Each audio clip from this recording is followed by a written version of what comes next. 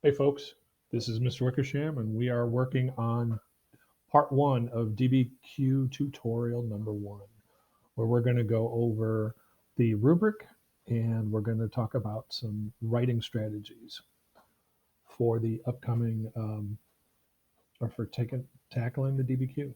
So first, here's what I want you to do. If you are in the Google Classroom, we want you to go to the DBQ tutorial, open it up, and then you'll see uh, three different handouts, PDF files. If you can open up this one, the AP18 FRQ, that's going to be the released um, writing from the APUSH exam from 2018. And you want to also open up the rubrics for AP histories and turn to page 3 in that. This one we'll save for a little bit later. That'll be in our next video. So let's go to the rubric. So take a look at the rubric here. A couple things to know. It is a 7-point rubric, and this has been the rubric that the APUSH has been using for the past couple of years, and it's across AP Euro, AP World, and now AP US History. So some of the easiest points to get on this rubric is the thesis. The thesis has to respond to a prompt and should be a defensible claim or thesis. One of the things that happens sometimes is if you're kind of unclear on what you're writing about in the beginning when you write your thesis, it might not be crystal clear. But by the end, I always recommend putting the thesis at the end of your essay because as it says there, the thesis must be one or more sentences and can be found in one place, either the beginning or the conclusion. So that's why I'm saying throw it in again. Contextualization is a lot like any Star Wars movie. If you remember the beginning of Star Wars movies, the opening screen crawl that sets all the stage for the movie that's about to come, that's what your contextualization is. You're kind of giving the background of the time period that you're writing about. And so this AP prompt that we're using is 1865 to 1910.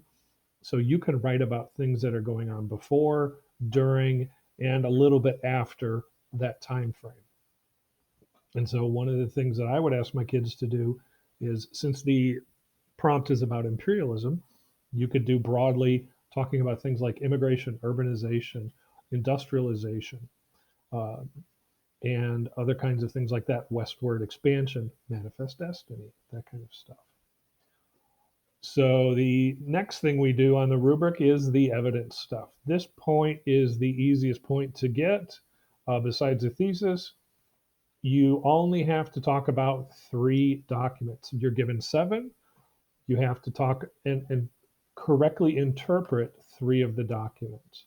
So that gets you that 1 point. Getting the second point's a little bit harder. There's 2 parts to it. First off, you have to do 6 documents, use 6 properly, or interpret 6 properly, and then use those 6 documents to support your argument. This is where some kids lose that point because they just list off here's a bunch of argument or here's a bunch of docs and don't really connect it to the prompt or the thesis. So that's really important.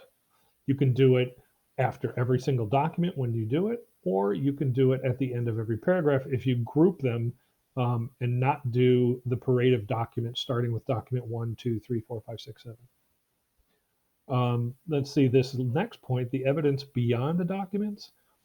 This is an additional piece of evidence that is needed and that should be relevant to the prompt. So this is about immigration, not immigration, imperialism, this 2018 prompt. And it's important that you maybe bring up something that could be, you could talk about maybe the Panama Canal, but tie it to your prompt, tie it to your thesis. So you cannot use the evidence here to count for this and the contextualization or the hipping down here for the analysis and reasoning. It's called double dipping and it doesn't work. So next thing we want to do is take a look at the bottom part of the rubric. There are 2 points possible here.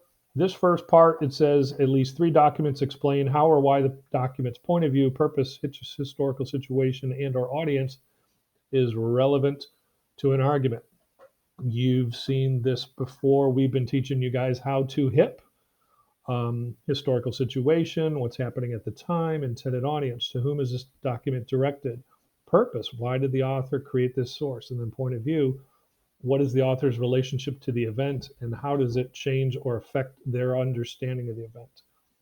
The rubric says you have to do a minimum of 3. I'm going to suggest you do 4, just in case you mess one up. There are no style points if you are able to do historical situation for 1, audience versus to purpose for a 3rd, and point of view for the 4th.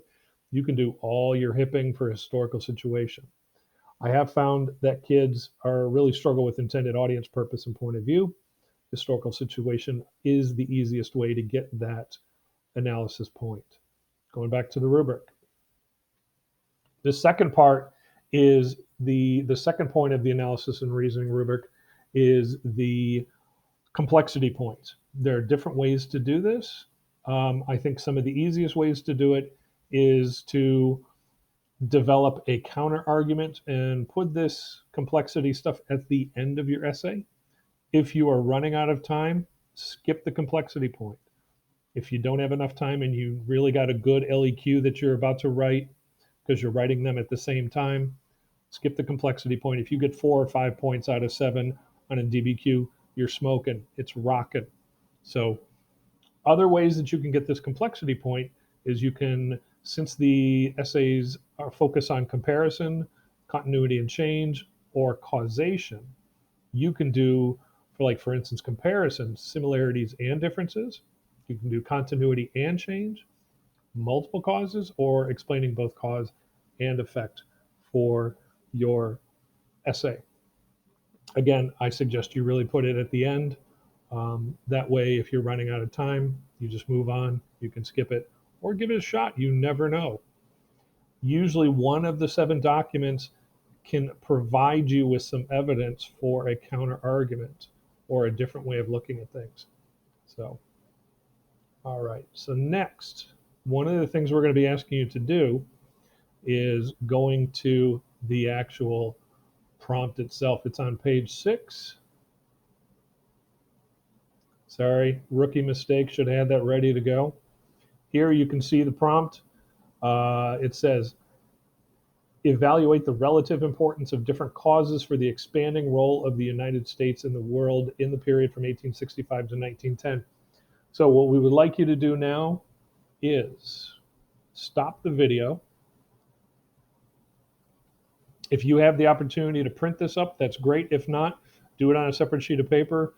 Take 15 minutes, time yourself, 15 minutes, read over and annotate your DBQ documents. We want you to make sure that you understand each one of them, HIP 4 of them, and then write yourself a thesis. All right? And then when you're done, go to part 2 of the DBQ tutorial where we will talk about what the College Board says about these videos and what we can learn about it. See ya.